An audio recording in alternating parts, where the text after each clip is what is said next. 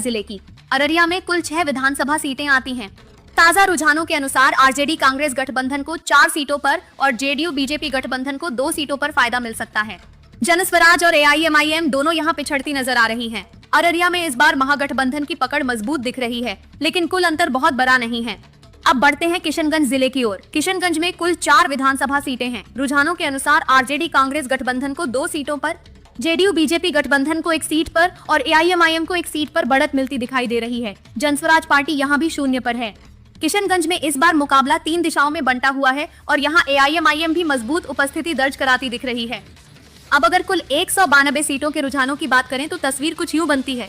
JDU BJP गठबंधन 86 सीटों पर, आरजेडी कांग्रेस गठबंधन 91 सीटों पर, जनस्वराज पार्टी 9 सीटों पर और एआईएमआईएम 6 सीटों पर बढ़त में दिखाई दे रही है। यानी आंकड़े बिल्कुल नजदीकी और रोमांचक बने हुए हैं। कोई भी गठबंधन अभी निर्णायक बढ़त हासिल करता नहीं दिख रहा। अब बढ़ते हैं अरवल जिले की ओर।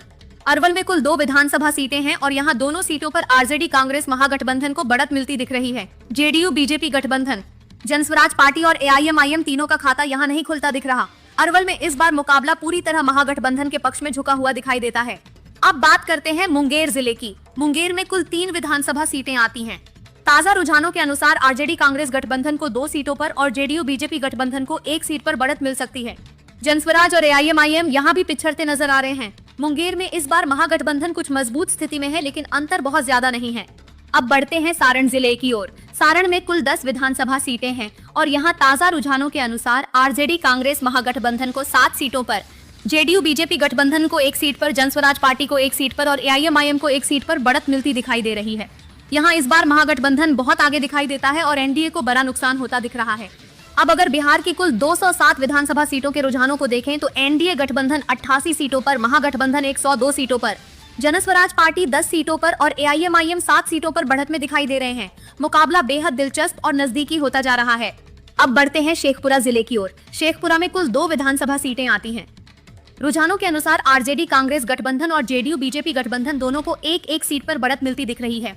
जनस्वराज और एआईएमआईएम यहां भी शून्य पर ही नजर आ रहे हैं। शेखपुरा का मुकाबला सीधे तौर पर जेडीयू बीजेपी गठबंधन को 1 सीट पर और एआईएमआईएम को 1 सीट पर बढ़त मिलती दिख रही है। जनस्वराज पार्टी का यहां खाता साफ रहता नजर आ रहा है। पश्चिमी चंपारण में इस बार महागठबंधन ने मजबूत पकड़ बना ली है।